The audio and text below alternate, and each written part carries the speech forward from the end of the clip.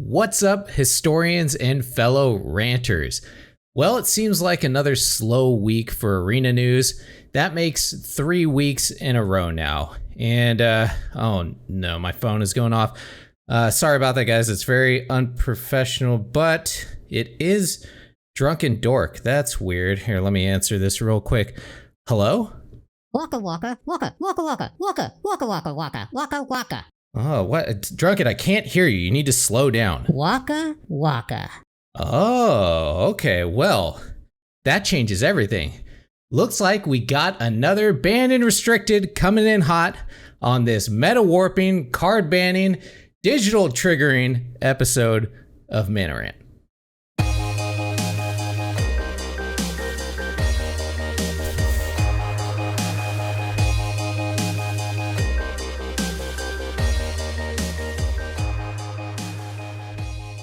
But first, I'm Hoshi, the hypocritical historian, righteous ranter, supporter of suspensions, and wildcard waster. And I've prayed to the Florida man tonight, so hopefully I do not lose my internet again like I did last time. Sorry about that, everybody, for when that did go down. And as always, I'm joined by a man who, at one time in our past, attempted to do a one-armed keg stand. Hard emphasis on the attempted part here. It did not go well, spoiler alert. Our very own drunken daredevil acrobat himself. We have Drunken Dork. What is up, everyone? That intro you did was pretty funny. Yeah, the waka waka thing. I was not expecting that. I was trying not to laugh. I'm gonna apologize ahead of time to people. I got my dog back from fucking dog training camp or whatever, and she is still a nightmare. So if you hear like loud crashes and squeaking and stuff, that's her just being a monster. She is like a raptor of a dog. But anyway, yeah. That's crazy. She's still that bad after the camp, huh? No, she's a lot better. She listens now, but like she's still just a puppy, right? So she's just like banging. She's clumsy, banging into shit, like chewing on things. And she's a giant puppy too. So yeah, that's rough. Exactly. Well, that brings us to our third co-host, the one that many of you new listeners have not seen because he has been gone for a while.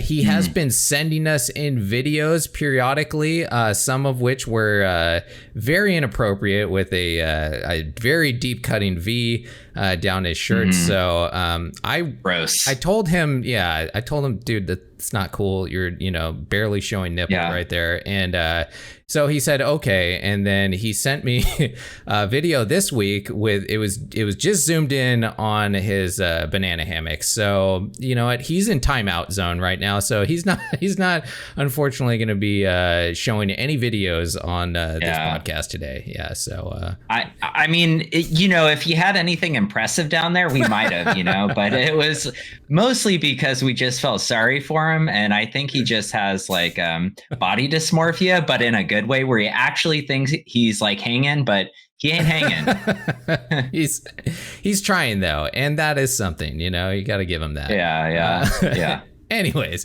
thank you for joining us. We are the Mana Dorks, all three of us, and even the one who's not here. We've been playing Magic for a very long time. We love it. We love Arena now. It's our main thing that we're into, and we're mainly into Historic. And you are listening to the Mana Rant podcast, where we talk about pretty much everything in Magic the Gathering, but we mainly focus, on the Historic format, which is our current love, and it has been pretty much since the format came out. Our show segments move through the phases of Magic, with our main phases being our main show topics, and time hacks and all that will be in the description below if you want to hop around. And with that, we'll jump straight into the show with our Untap step. Sweet. Untap. And Untap is where we untap a drink to start off the show real quick. So, Drunken, what's in the keg this week? Just drinking a lager again. I don't know what I had last week, but I'm going to keep on going until it cracks. Okay. You don't even know what it is. Just Whatever I put in there. At this point, I've drunk too much. My beer brain just recognizes beer, and that's it. I just imagine you being in like the the liquor store, and you're like, keg, give me keg, and they're like, what kind of keg you want? And you're like, I don't fucking care. Look at me, just give me keg right now. They're like, all right, basically, you nailed it. Yeah, that's good. Well, your connoisseurness is going down a little bit. But... Oh, big time. Yeah. Have you tried to do a keg stand on your kegerator yet? You can't do it with beer taps. I absolutely tried. I hurt myself like terribly. I was like, hey, babe, hold the back of my legs and I'm gonna. Well, first, I'm too fucking fat to even support myself these days from all the beer I'm drinking. And second, my wife just looked at me like I was a fucking idiot. So it didn't help. Sure, you're used to that look. She wasn't wrong either. Yeah. So this week, I'm still on my low carb thing. So I'm drinking a hard kombucha. Again, this one is from Flying Ember, and it is a pineapple chili hard kombucha. It's zero sugar, zero carbs, and it's 6.8%. So it's not, it's nothing to shake a stick at or anything. It's got a little bit in there. So yeah, pretty tasty. Nice. Cheers. Well, cheers, Drunken Dork, and to everybody out in the audience. And with that, we will move into our upkeep. Upkeep? Get ya upkeep! And our upkeep is our Reddit Rant segment, where we look to the internet for people talking about Magic the Gathering. Did I say talking? I meant bitching and screaming about Magic the Gathering, which is all over any of the forums. And so this week is an interesting Reddit rant for us. It's very different than the normal ones that we do. Usually we're looking at people, screaming about people net decking and all kinds of other stuff. And this one is one that is a complaint in a different way. It's a much more official complaint this time. And so we're going to Facebook in the Magic the Gathering Arena MTG, whatever, Facebook group or whatever they call them there. And this is Kurt Richardson. And Kurt actually is, he's got his email up on here, an email that he got from Wizards of the Coast. And so let's see what Wizards sent to Kurt here. Hello, this email is a notification that your MTG Arena account has been suspended for egregious misconduct. Upon investigation of your account, we found you've persistently and intentionally stalled against your opponents at a level that we consider egregious. In order to prevent this behavior from affecting further users on MTG Arena, we have suspended your account for 7 days. Yeah, so pretty serious stuff right there. He's getting called out. So, what does Kurt have to say about this? What the fuck, guys? I have never stalled a game. I can't even tell you the last time I used a timeout in the game. I play a white healing deck, and I play very fast, so I got no idea why I'm suspended. Anyone else get randomly suspended? Well, Drunken, have you been randomly suspended? Do you know anyone who's never? I didn't even know this existed. Yeah. Like, what the heck? I know. That's crazy. It's very crazy. So, this guy is obviously full of shit and probably does it. He probably just sees red and he like fucking, the moment maybe Throes of Chaos or that pesky elf deck or something comes up, he just stops playing. Yeah. Or someone says, just like Alt F4 does not concede the game and will leave the other player hanging. Probably does that. He probably walks away and doesn't even think about it because Kurt is probably just a big fucking idiot. Well, I mean, I'm glad you said that because I was like, what are people getting suspended now? Is like how much do you need to do to, because I've never heard of anyone getting this done before. No. And then I dived down into the comments and everyone basically had the same sentiment as you, as this guy is full of the dookie because many people are saying that, they reviewed his account. There are logs on the game. And when you stall, it creates a log on there when it goes to rope. So you can report people, right, for roping, but they require screenshots and stuff of that. So all these people are like, dude, they have to have logs and screenshots on you before they like actually suspend you for this. So like everyone is just basically calling like, absolute bullshit on this guy. One thing that someone did say in the comments here, one of the moderators said, if you're exiting the game via Alt F4, it does not concede the game.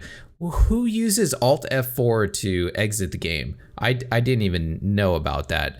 But I mean, maybe we'll do an update on all the key binding stuff for Arena. I think that would be helpful at some point. But Kurt, man, I don't believe you. I think you got this email and were pissed off that you got called out for it, and then you quickly went to to the internet for validation. You're like, yeah, come on, guys, right? I'm a good dude, and I don't know. Wizard says no. Any last thoughts on Kurt? You're drunken. No, Kurt, you are validated as this week's fucking idiot. And that's coming from a fucking idiot. I like that he included the email, like an official email of them calling him out, and then he's like, "This, they don't know what they're talking about." Anyways, no, they don't know anything. They don't know. Whatever. They just have logs and pictures and stuff.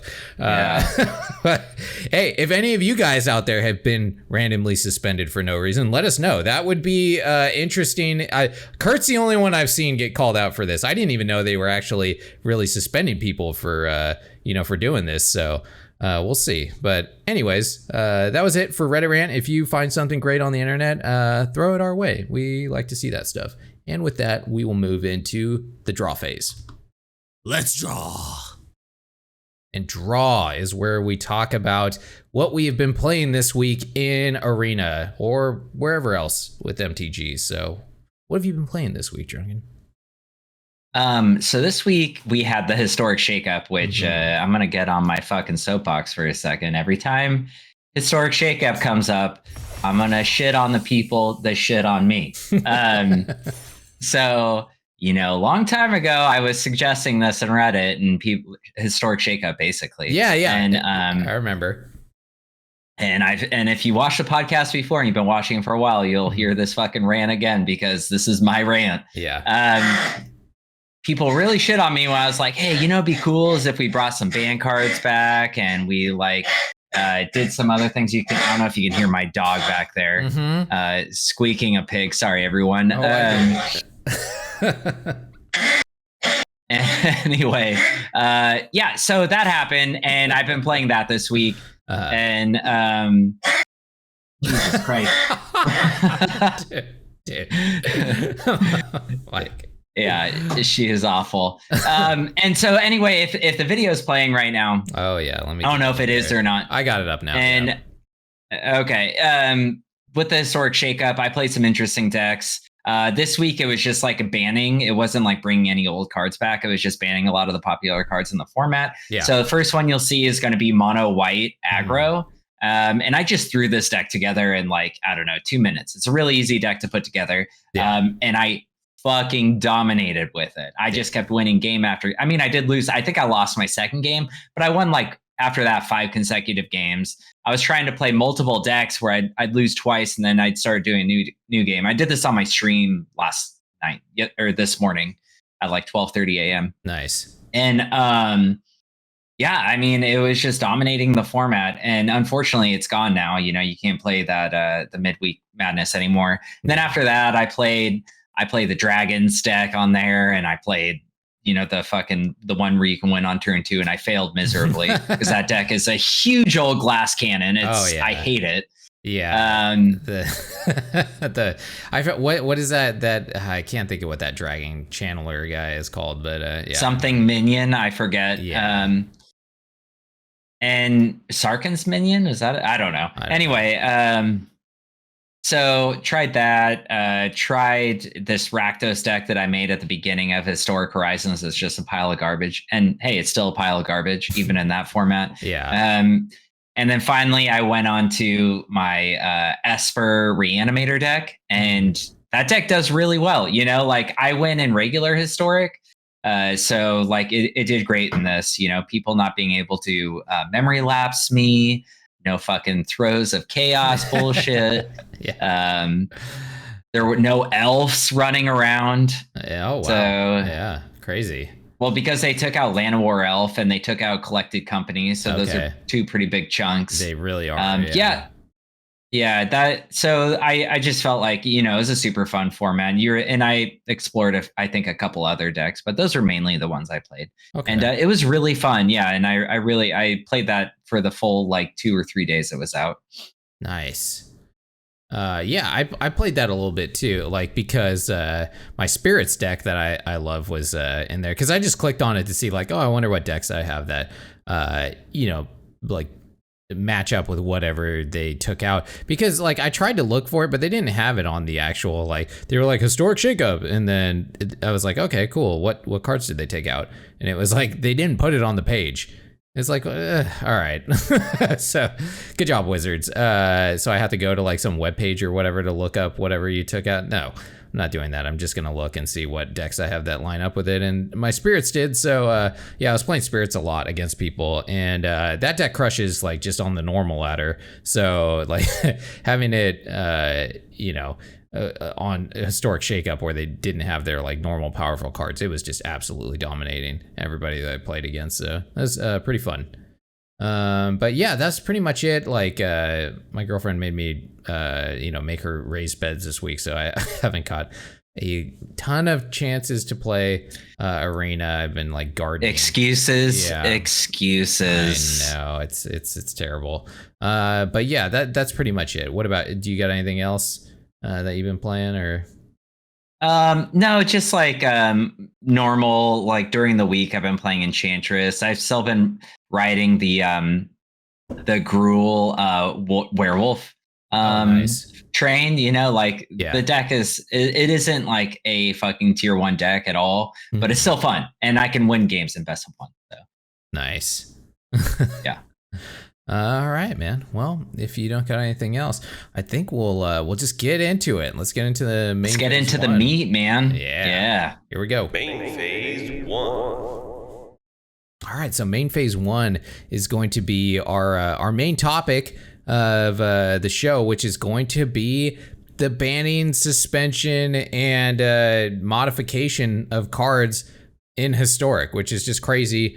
It's a huge article, which I'm going to pull up right now. And I'm not going to read the entire thing, but I am going to hit like some of the highlights in this article. And so let's get into the first part of it, which is going to be, well, first of all, they didn't ban anything in Standard. I know most of us don't care about Standard here, but they talked about, what the fuck, you just wasted 5 seconds of everyone's time. Well, I don't know, even saying Standard. All right, what are you doing? I don't know if you pay attention to like you know, any of the internet posts, but everyone's bitching about All Run's Epiphany in there, and they were basically like, nah, we're not gonna ban. So a bunch of people are pissed about that, yeah, which is funny. But let's get into Historic. So they did just, let's hit the highlights right now. They banned Tybalt's Trickery. They suspended Memory Lapse. They finally banned Brainstorm because it was suspended before. And then they updated 5 of the digital cards. So we'll get into all of those. And first, let's see what Wizards' justification for doing this is. So first, let's go into the Tybalt's trickery part. And they say, on the broader historic metagame front, one of the biggest changes is the return of the deck built around Tybalt's trickery, now using Throes of Chaos to boost its hit rate on the combo dramatically. This has led to a marked increase in the win rate of the deck related to the prior version, and a corresponding increase in popularity.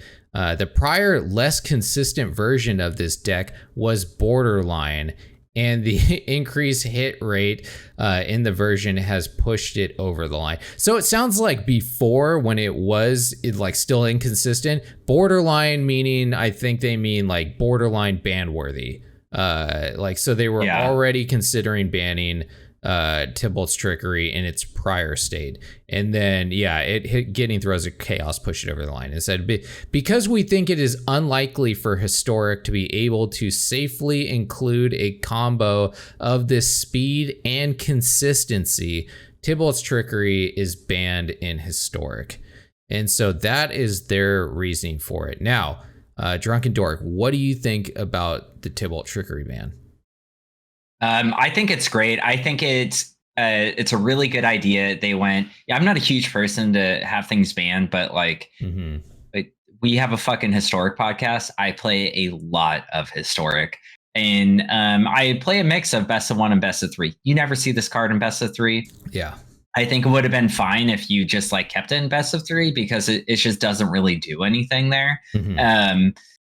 But best of 1, man, it has been like so fucking consistently there, just constantly Throes of Chaos decks or Tybalt's trickery decks. And it's annoying, right? Because there's literally no interaction. Nope. Super boring. They fucking play it, they whiff, they play it again, you know, like you exile their graveyard and then all of a sudden they concede. So it's just a really fucking boring deck. Like, at least like something like Else, which is also almost as fast as that, you know, you can interact with the deck. This is really hard to interact with, especially with Throes of Chaos. Like the fact that it can sit in your graveyard, you can just discard a land to play it again.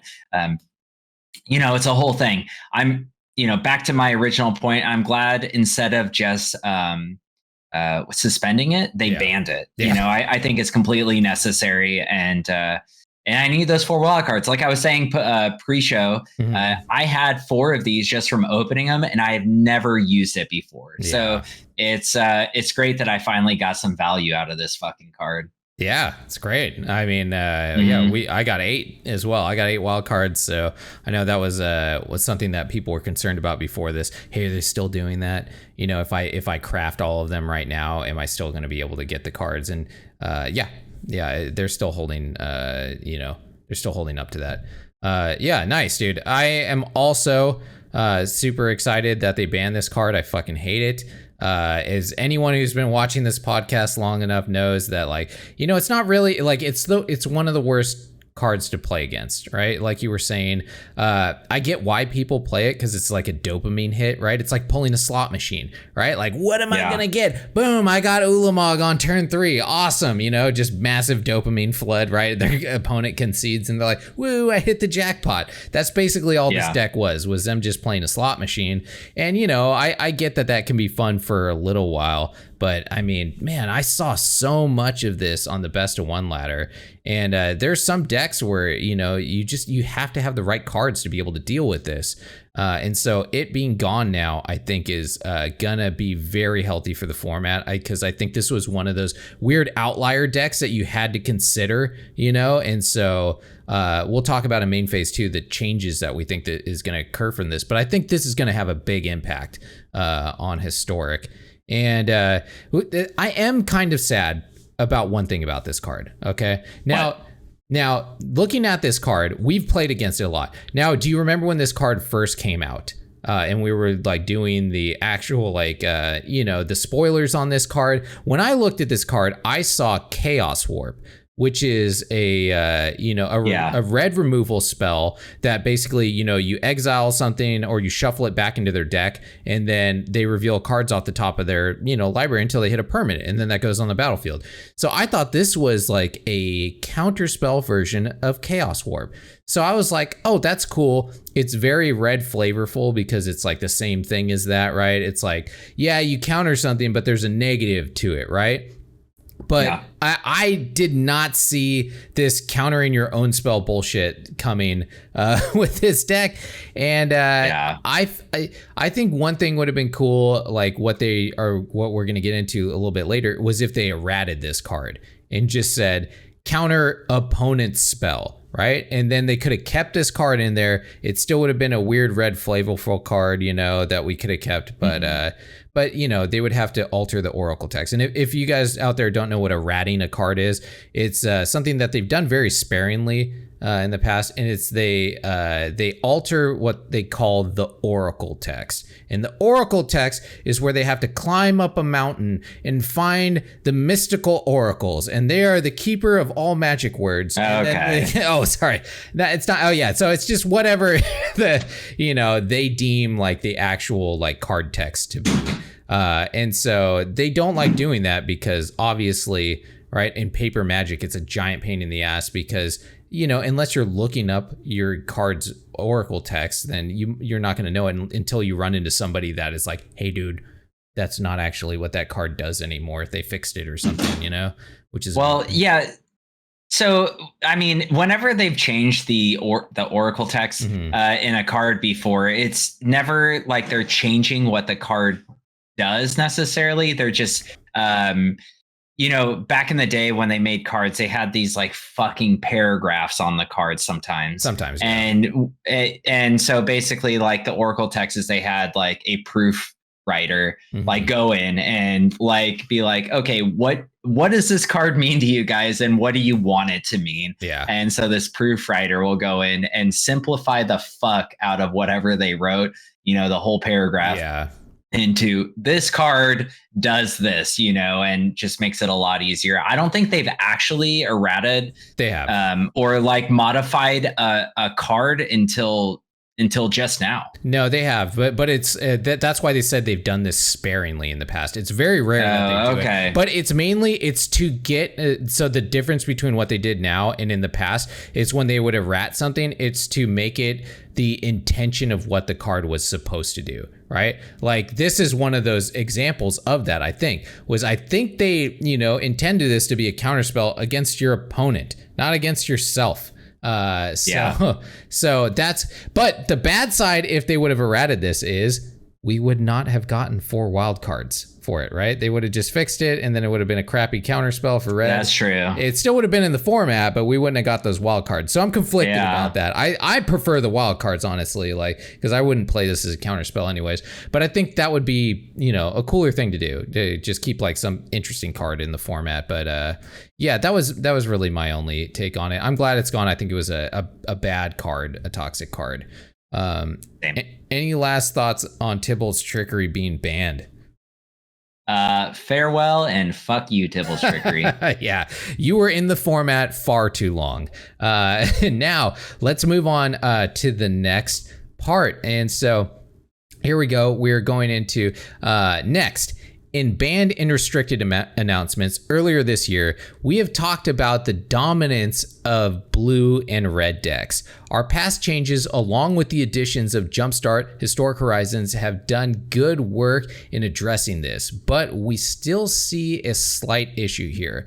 Looking at high-level play and Arena Open in particular, Memory Lapse emerged as nearly a must-include in high-performing blue decks. It has the most played non-land card in the Arena Open, as well as the best of 3 ladder, and it is one of the most played cards in best of 1 as well.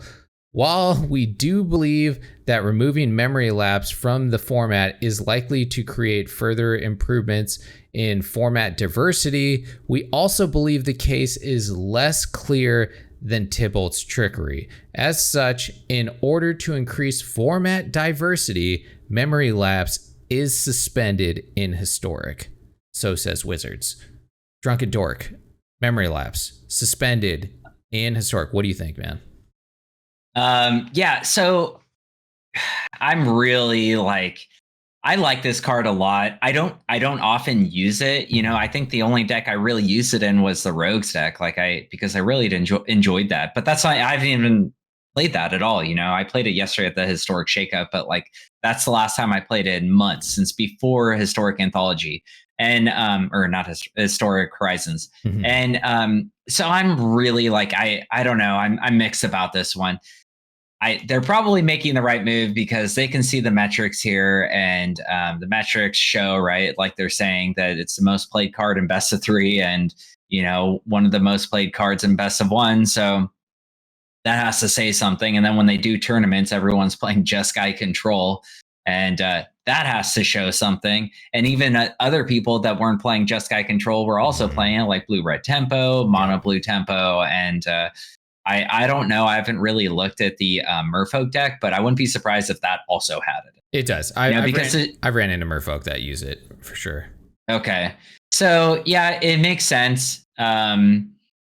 It pushes people to play blue because it's a big tempo swing, especially really it's not really demanding. It's just one blue mana and whatever other mana, which helps it be played in 3-color decks, especially. You know, where like Counterspell is harder because it's 2 blue, even though we don't have that in our format, or like spells like that. You know what I mean? So yeah, it's probably the better choice. I'm gonna put, you know, I'm gonna leave it to Wizards here to, like, sometimes they make bad choices, but this is probably a good choice. Yeah, I think so. So I think it's just like a generically powerful card, you know, because it's a counter spell.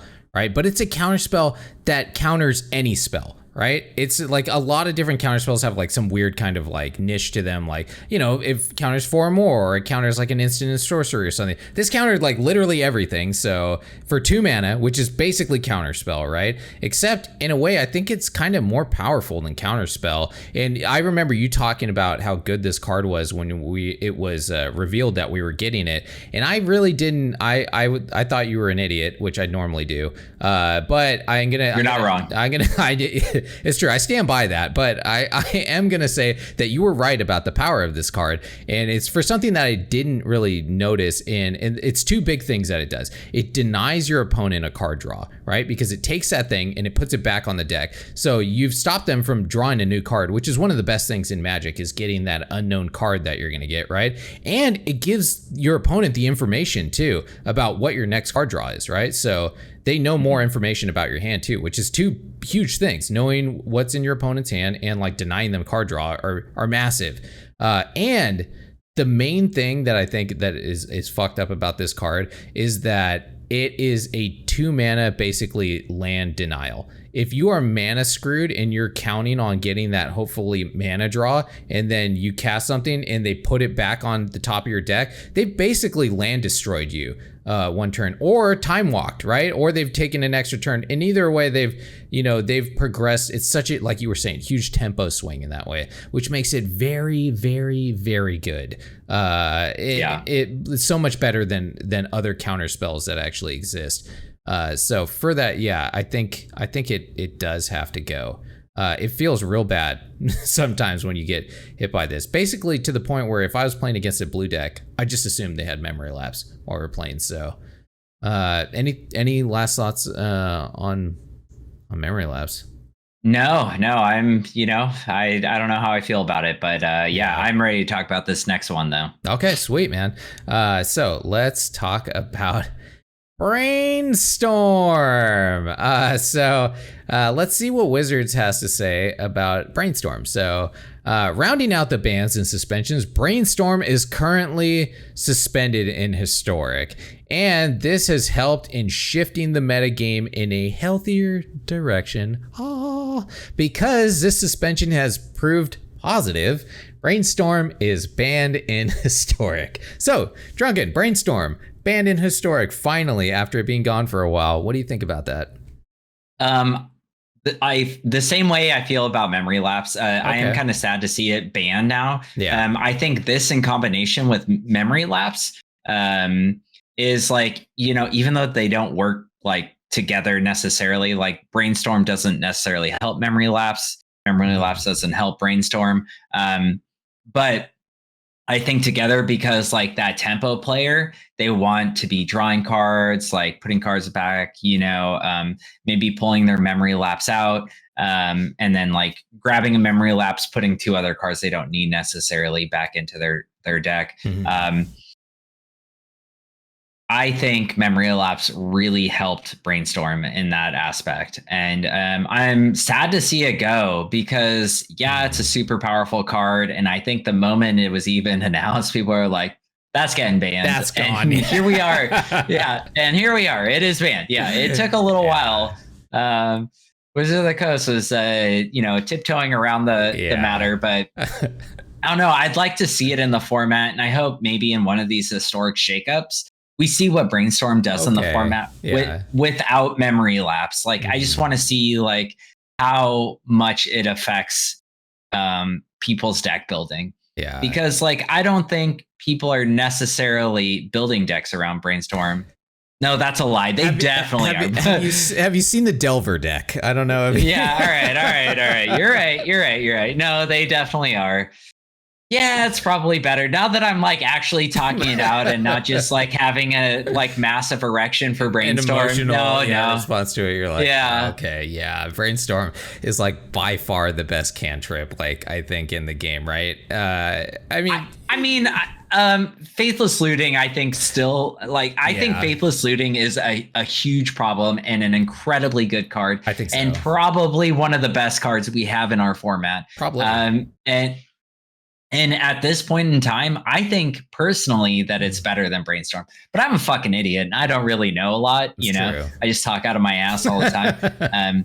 It's probably for the better. Yeah, those 2 cards together is just a fucking nightmare.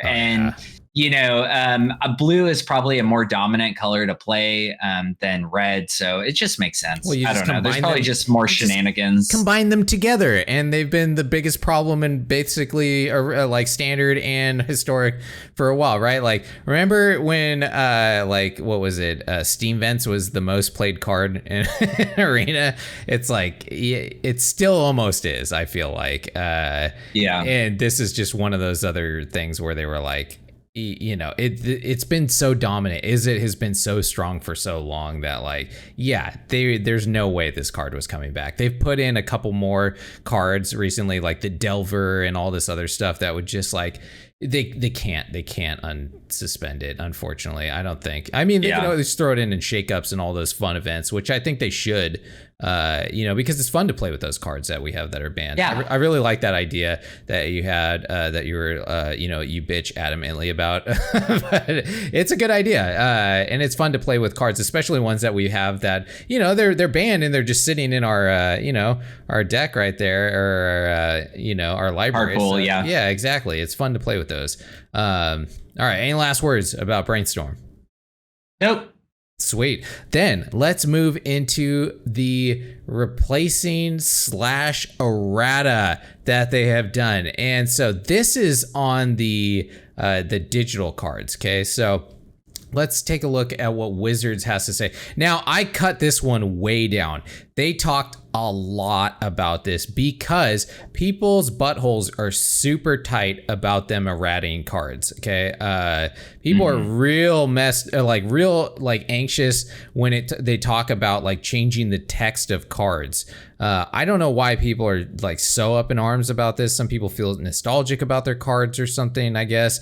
But they're only doing it to the digital cards. That's what they emphasize super hard, that it's only going to happen to these digital cards. They're not going to touch any card that has ever been printed in paper and do this like digital errating thing to it. Okay, so everybody calm down about that. That's what a lot of this was.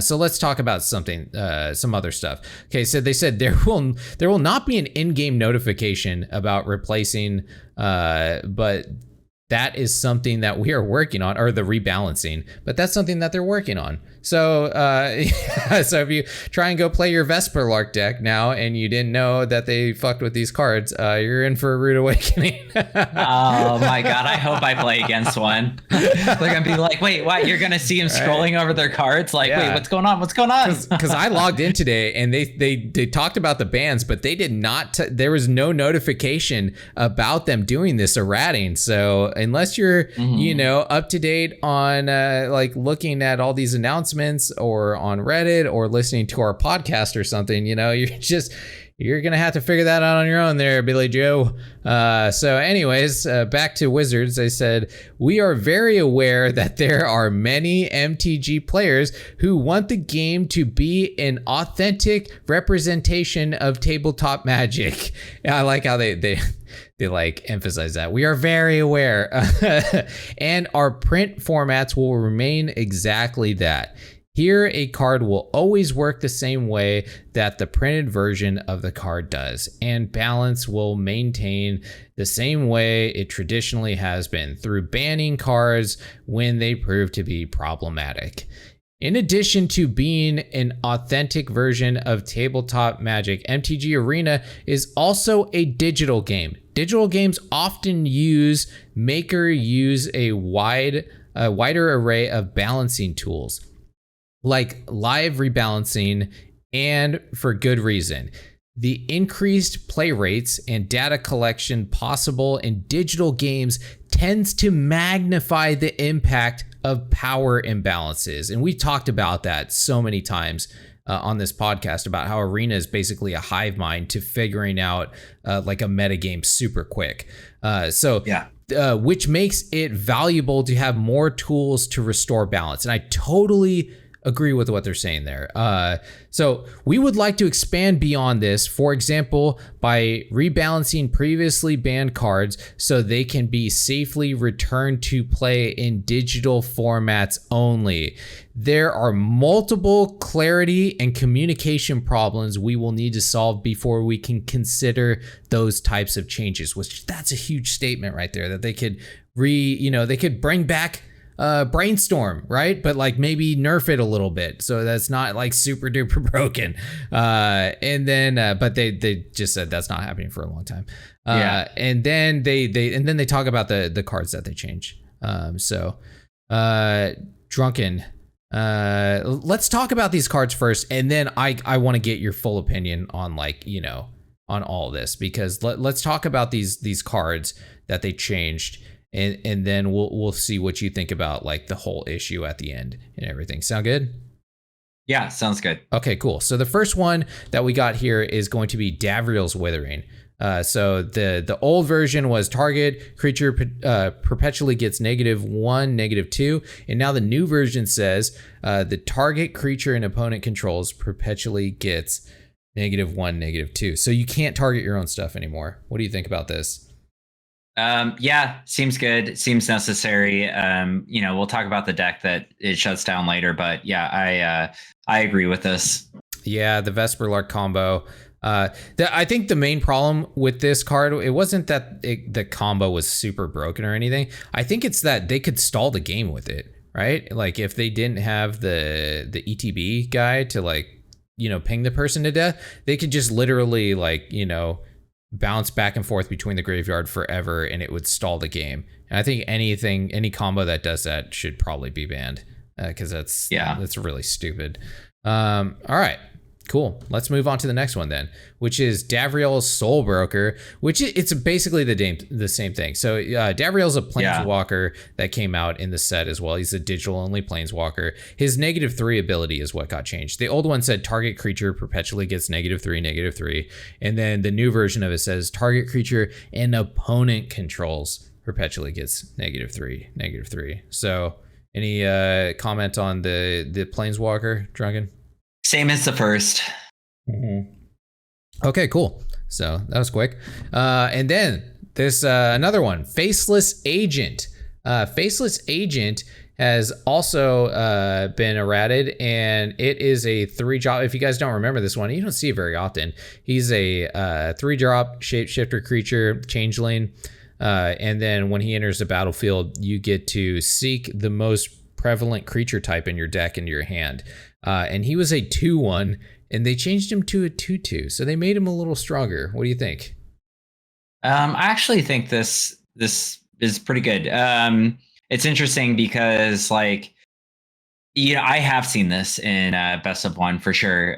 You don't see it often, but you know, if you're running, I don't know, say elementals, like 4-color elementals, and which not a lot of people do, but like it makes it a more relevant card. So I like it. You know, maybe we'll see it a little bit more. 2/1 for 3 mana is like garbage. A 2/2 for 3 mana, well, it's garbage. But you know, at least now it's just a little bit better. What I like about this card is this card really helps out those like very fringe you know, tribal decks that don't have elementals, the numbers. Exactly. Like there's a ton of elementals, but like, you know, weird decks like bears and slivers and, you know, like these other ones where they're kind of struggling to get like you know, enough like relevant cards. And this, you know, can be all of those creatures, and it can grab one out of your deck for you too. And it being 2/2 is nice. It makes it slightly more playable now. A little bit. Yeah, a little bit. Okay, cool. I like this too. I think it's good. I like the increasing of power on stuff, which you don't see. It's always nerfing and banning and all this stuff. It's nice to see something get a little buff here. All right, and then so next we got Sarkhan, Wander to Shiv. So what do you think about Sarkhan? Let me tell you what happens, right? So he's a 4-drop planeswalker, and it's his 0 ability that has gotten changed. So the old version said for 0, you can conjure a card named Shivan Dragon into your hand. And now they changed it from a 0 to a +1. It does the exact same thing, but now he gets a plus on his loyalty. So what do you think, Ruckin? Yeah, I don't know. Like, I still don't think we're going to see this a lot. Shivan Dragon is what, like it's a 5-mana card, 6-mana card. So yeah, I still don't think this card is great, but changing a 0 to a plus, like it may make it more usable because this card is almost non-existent in our format. And that's sad to see when you see like a new planeswalker made just for the historic format.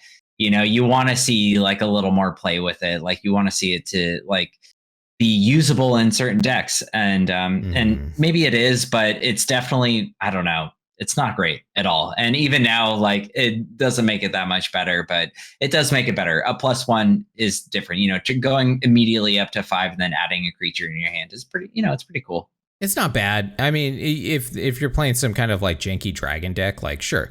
Now he seems a little better.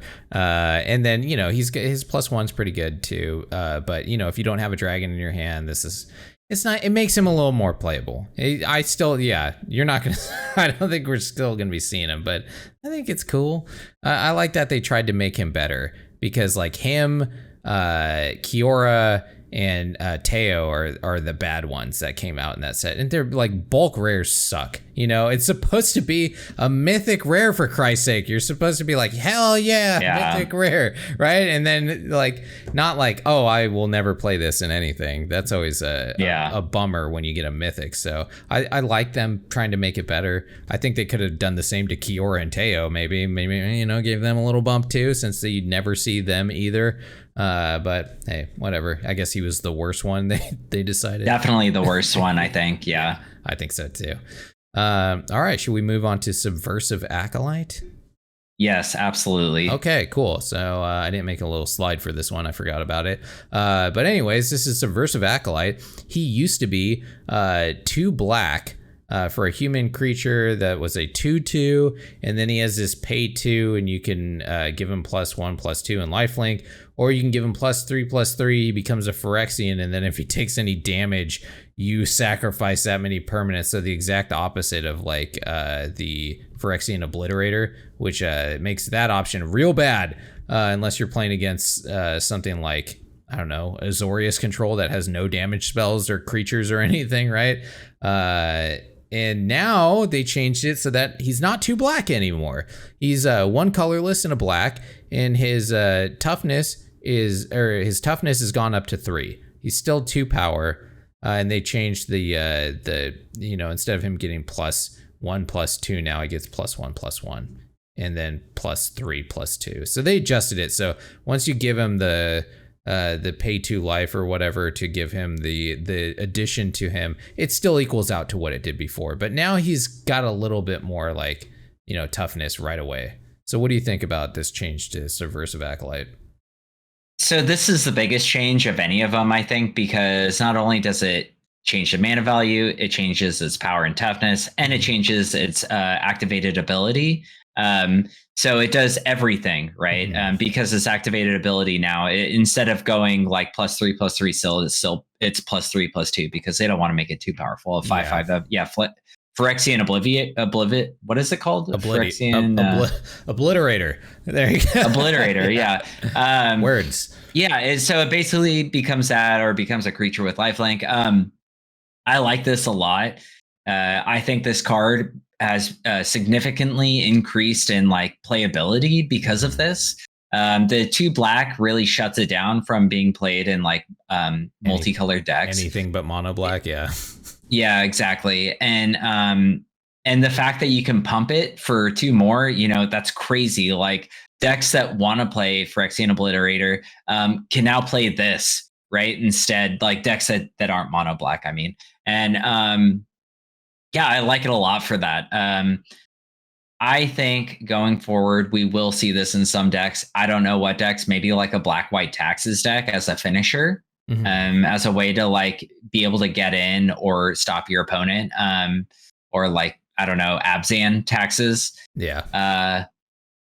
So I want to clarify something though. It is not the same as Phyrexian Obliterator. It has the same thing where if it takes damage, that many permanents are sacrificed, but Phyrexian Obliterator he makes your opponent sacrifice permanents. This guy, if he gets hit, you have to sacrifice permanents. So he's much worse. Oh. He's the exact opposite of Phyrexian Obliterator in that way. That's why you don't see this card being played. And that's why you need to make sure that if you select that from him, that's the huge downside to it. Right? Is that if he gets hit at all, you have to sacrifice. How have I never seen? I guess I've never actually played with this. It's because no one plays it because that second ability is really bad unless you're playing some deck that is like just pure control with no damage, right? But that's why you can pick, I guess. So that's the thing. So yeah, anyway, sorry. Yeah. Okay. Yeah, no problem. Yeah, I'm glad you clarified that because I always just read Phyrexian Obliterator when I read the card. Okay, well, yeah, that makes this significantly worse then. Yeah. Then we probably still won't see it. Yeah, it need to be boosted because it was a bear before. It was a bear for black, right? Yeah. Like a 2/2 for 2, but pretty the 2 was 2 black, which is really taxing. Now it just is a little bit better. Being able to pump it and still get lifelink makes it okay. I didn't realize the second ability was that, so yeah, absolutely. So all right, yeah, I mean, I don't really have much to say about this one. They just said that like they thought this card was gonna be cool, and then no one played it, I think, so they were kind of like, oh, like, because Gifted Aetherborn is like, a far better choice than this. It has Death Touch, it has Lifelink, and it was a 2/3, right? It's a clear pick for Gifted Aetherborn instead of this guy, and that is not a rare card. So why would you not pick Gifted Aetherborn? So they're basically trying to have this compete with it, or maybe give you some options. But I still don't see this card getting played now that it's now that the mana is less restricted, maybe, but I've still never seen it, and I still don't think it's going to see play. But maybe I'm wrong. I don't know. What do you guys think out there? No, probably not. It's not. All right. So what do you think about them doing this, Drunken? Do you think Wizards, is too premature in taking advantage of these digital cards, like changing them this quickly? Is this making your butthole clench that they're doing this, or what do you think? No, I think this is great, and I don't know why people are necessarily like getting so upset about. Like, well, I get it. They're like, oh no, they're changing these digital only cards. So obviously the next step is they're going to start changing these paper cards. No, you fucking idiot. Yeah. That's not what's going to happen. It's digital only for a reason, and they need to take advantage of it. We, the Mana Dorks Mana Rant podcast, have been talking about this since the birth of Arena. And since we started the podcast, and we've had our soapbox to talk on. True.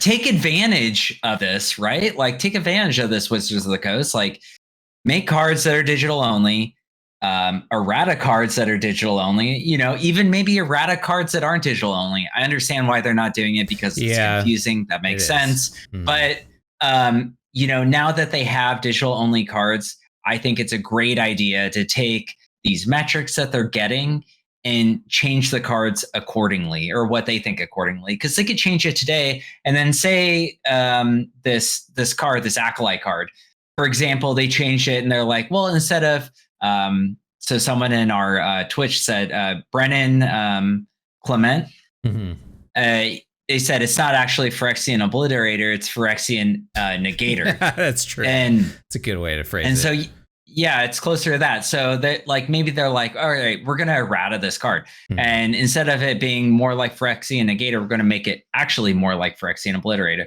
And then that exists in our format for 2 days. And they're like, oh, fuck, we fucked that one up. And they're like, all right, we'll errata it again. I don't think there's anything wrong with that. If people want to, like, on the whim, build, like, craft 4 cards with the risk of knowing, like, I think there should be a risk factor of knowing, like, oh, this card could get errated again.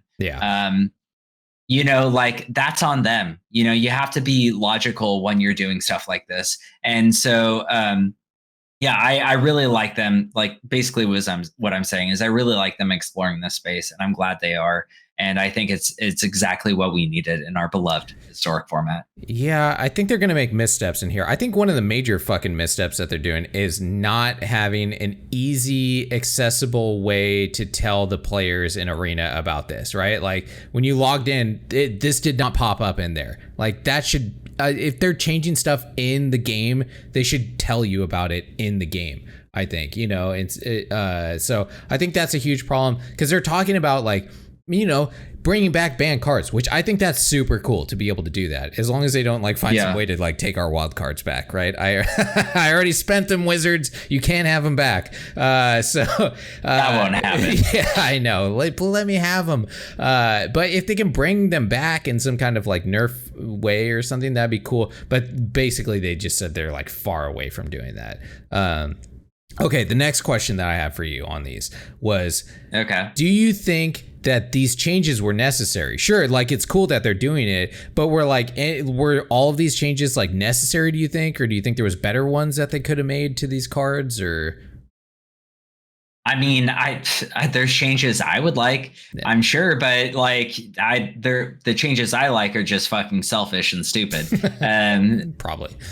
Now, like, to this, yeah, they're probably necessary, or they're not gonna. I don't think they're gonna impact the meta at all, really. Like, well, I guess the top 2 that we talked about, the ones that change it from a creature to opponent's creature, like, yeah, that will affect the meta a little. Yeah. But, like, that Vestful Art combo, that wasn't really that popular. Like, I saw it quite a bit in the beginning of Historic Horizons, but I haven't really seen it a lot since. I don't know. Like, I think it was necessary. They could probably do a little bit more, honestly. It's like you said, like, those other planeswalkers maybe, but then they might be too powerful. I think it's about baby steps. I think they're taking the right approach to it. They changed, like, 2 cards that kind of matter, and then 3 cards that don't matter at all.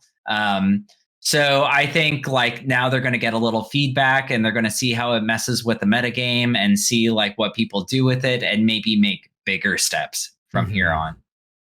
Yeah, so the reason that I hate that they nerfed that Vesperlock combo, because I, like, in the way that it's been working, I don't think that it's unfair.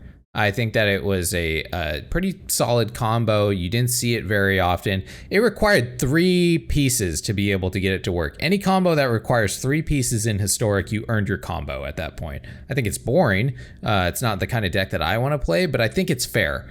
The problem with it is that you can stall the game out, right? If you don't have like an ETB guy or like, you know, a aristocrat effect or whatever, you can just have it bounce in and out of the graveyard forever. And then if your opponent has anything that makes them take priority, right, your opponent can end up losing because of that. If they, you know, because their timer could go out if they don't just sit there. So your opponent can basically just be a dick and do that if they're gonna lose or something, you know, and just stall the game. And I think that is unacceptable. They need to find some other way to fix that, or, you know, or just do what they did. So, I mean, I don't think it's a huge loss. I think that's what they did is they took a step back and they're like, how can we fix this? And that was probably the simplest way, you know, without changing the actual like algorithms of the gameplay, right? Like the mechanics of the gameplay or something like that. Or banning the card. The card still exists. It's just not as good anymore. I think this is better. I think this is significantly better than banning. And I think this is like what we needed is like actually eradicating cards. Yeah, absolutely. Cool. All right. Any last thought on the bans, suspensions, and nerfs / buffs that happened? Anything else? Wizards, I don't normally say it, but 2 thumbs up from me, even though it doesn't matter because we have a total of like 100 people that watch this, you know? I think it's growing. It's going up. We got a couple hundred now, maybe. But yeah, I totally agree. Good job for once. I am really happy with like almost everything that they did here. The digital cards, I'm still like, you know, they could have done a better job with that. But the bans and suspension, it just. Some of them I feel like took a little longer than they should have. And with that, then we will move into combat. Dorkish combat.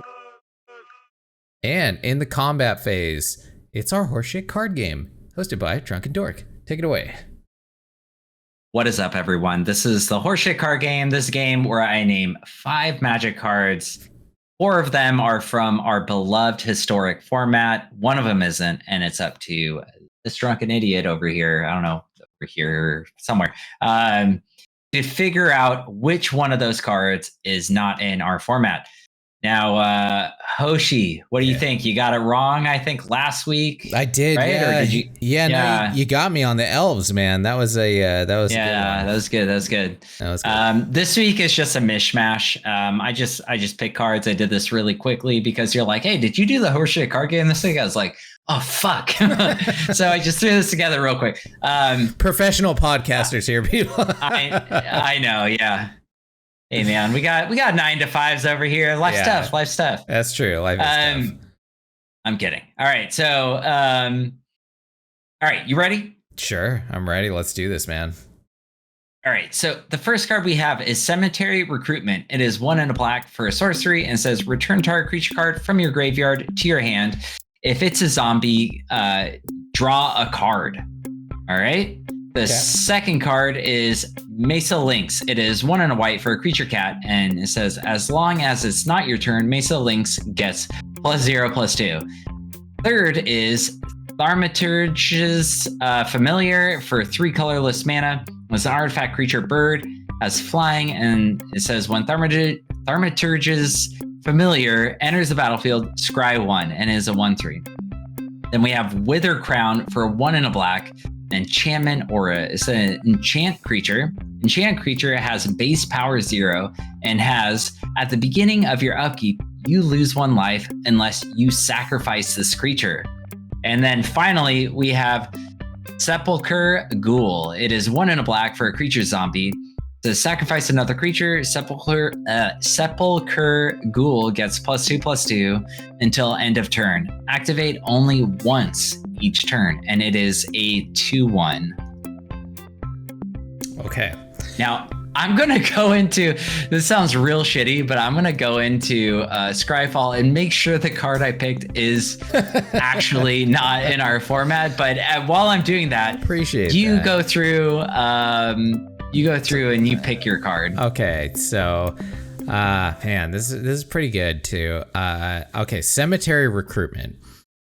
That one I'm pretty sure of because I was going hard on zombies recently, building that deck and going deep into zombies. So I'm pretty sure I know that one I'm almost positive about that one. Thaumaturge's Familiar also seems very familiar. Haha, Buduchi. I'm pretty sure I've seen that one. I had a terrible pun. And then Wither Crown, I'm pretty sure I've seen that one too. It's got like the whole Kaldheim look to it, which I think is where it's from. I believe that one is in the format. Now, the two that I am very iffy on is Sculpture Ghoul, which is pretty interesting. I was looking for a sacrifice, outlet in my zombie deck, and this one could be good. I might have overlooked it though because I'm dumb. It does look kind of familiar. And then the Mesa Lynx, I don't think I've ever seen that one, even though it looks like it's from the Skyclave whatever nonsense. Like it's hopping around. There's a bunch of kitties in that set, and it's bad, so I could see why I might not have seen that. So I'm in between those two. I'm in between the Mesa Lynx and the Sculpture Ghoul. Oh man, the whole the floating island things makes me feel like it's in Zendikar, but it could have been in one of the old Zendikar sets maybe. I don't know. I'll go with the Lynx, I guess. Yeah, I think maybe it was the Lynx. Probably the Skull. All right. Fuck. All right. Yeah, I'll go with the Lynx. Final answer. Final answer. Well, Mesa Lynx is in our it is in our format. But hold on. Drunken Dork, talking in third person here, is a fucking idiot. And yeah, the card I picked is absolutely in our format. I just like, oh my God, it's embarrassing doing this live. So I was like, I'm going to be real fucking clever here. Yeah, I know. Yeah, hold on. So I was like, I'm going to go to Eldritch Moon. I'm going to pull a card out of there. Because it's not, Eldritch Moon isn't in our format. It's not. And well, not all the cards. Yeah. And I was like, oh yeah, I'm going to pull something out of there and it's going to like totally fuck with him because Innistrad just came out, the new Innistrad set. Yeah. Well, Cemetery Recruitment is absolutely in our format. It is from Jumpstart. They printed it in Jumpstart. Yeah. Ha ha ha, amazing. Thank you, Brennan. I am absolutely amazing. This is some real beer brain in action. This is good stuff. Cheater hoof behemoth right there. Well, there's one thing I have to say to you, Drunken. So you get nothing. You lose. Good day, sir.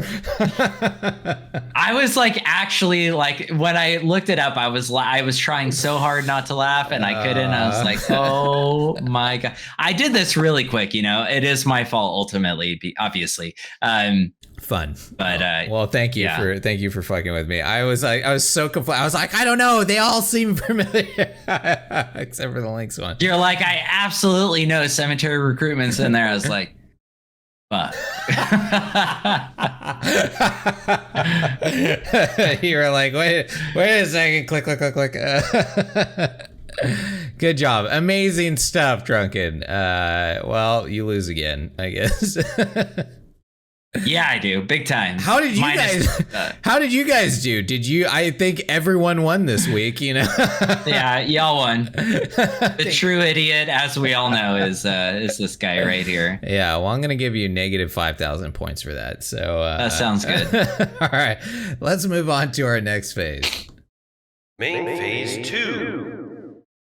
All right, main phase 2. We've been running a little long, so we were going to talk about what decks we think are going to rise in the meta now, that we, that there's these bans and suspensions. So maybe you just go into it real quick, Drunken. What did you think? We were going to look at the metagame results for best of 1 and best of 2 and really like analyze the difference, between the current meta and like what bans were hitting all of these decks. But we talked too fucking long again. So what do you think? We did.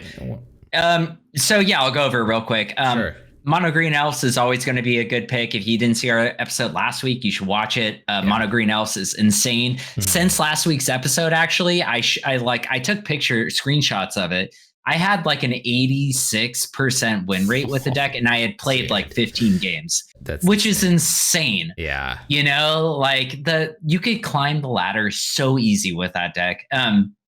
But this isn't being touched. It was already on top. That's fine. I think things that are really going to get boosts are things that get affected by like memory lapse, maybe, and Throes of Chaos. So I think Gruul is going to move up a little bit. Gruul is going to become a more significant deck you see again, which is good because I actually really like Gruul. And then I also think that now that we're not going to have as much good tempo. We'll still have the blue-red tempo. Mm-hmm.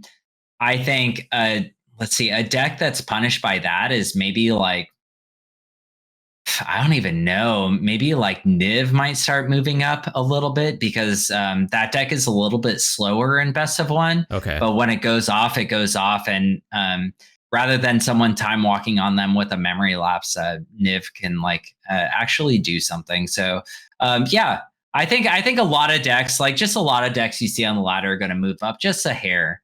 I don't think there's necessarily any decks that are going to really prosper because of this. Mm-hmm. More just everything else is going to prosper a little bit. The only good thing I can say from this is something like white, green, hate bears or death and taxes or whatever you want to call it. Mm-hmm. Now we don't have to run like stupid ass shit in our decks to stop the Throes of Chaos, right? You don't have to run that card in your deck anymore. I don't want Throes of Chaos. Now you have 4 or more extra card slots in some decks. Yeah, absolutely.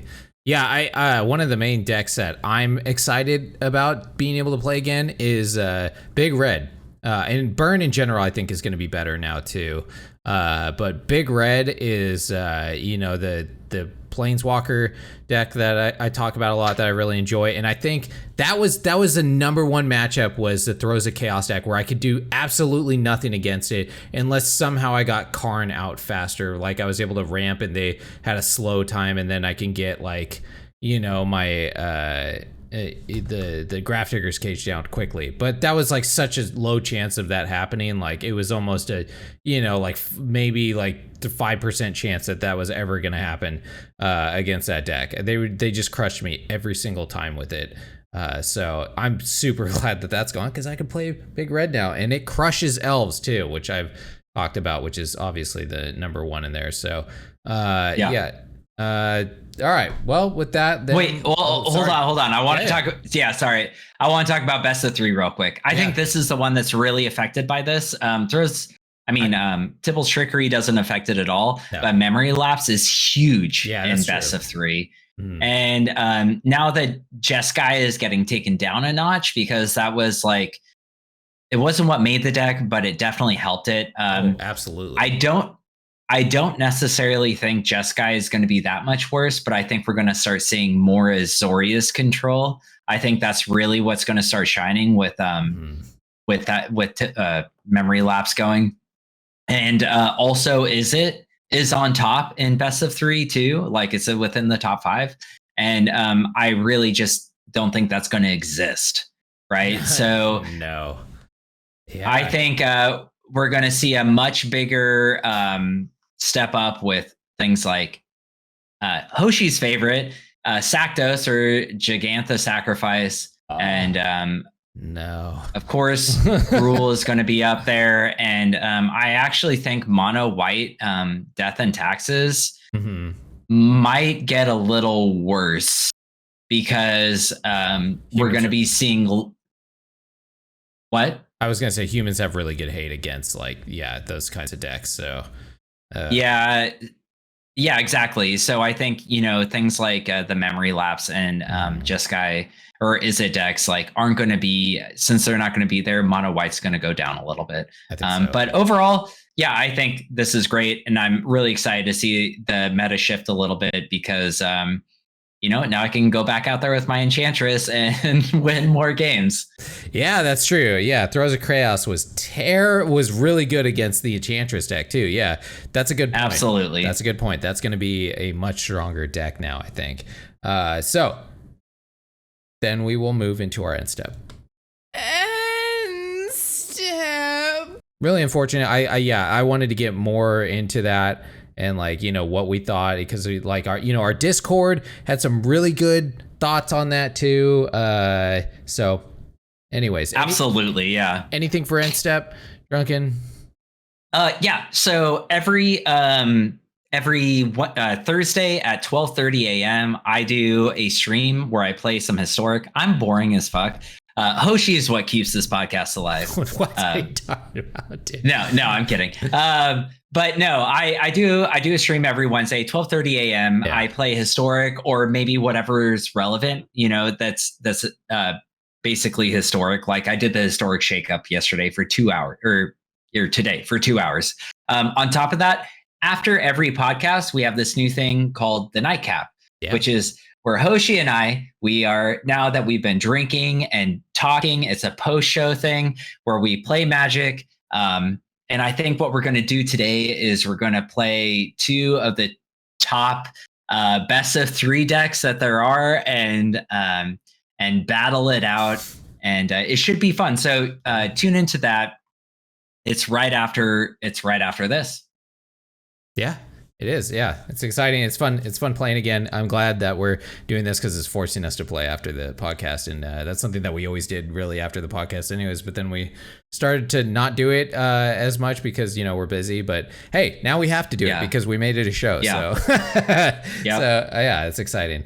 All right, cool. Yeah, I don't have anything. I'm just gardening. I'm a farmer now. I'm Farmer Hoshi. So with that, yeah, we'll move in to our cleanup phase. Cleanup. And cleanup is our social media promo, where we have a Discord, which is super awesome, and lots of smart people on there that come up with cool stuff.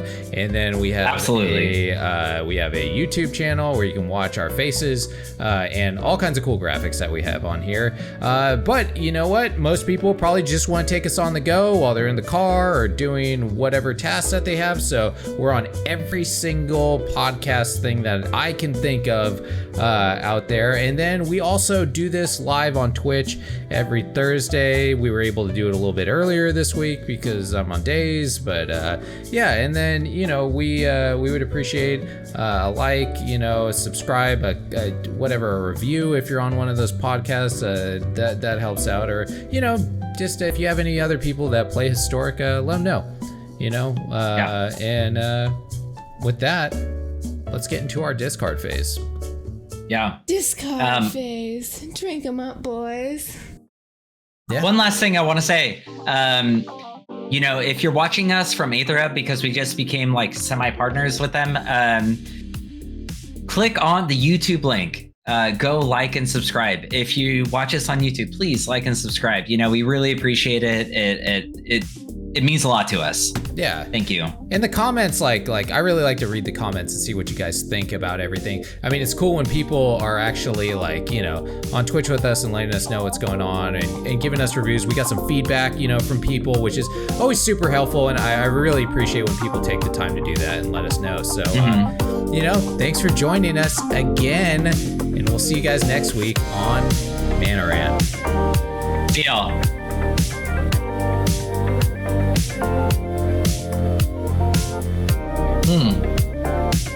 I can't do it. I can't do it. Do it! Do it!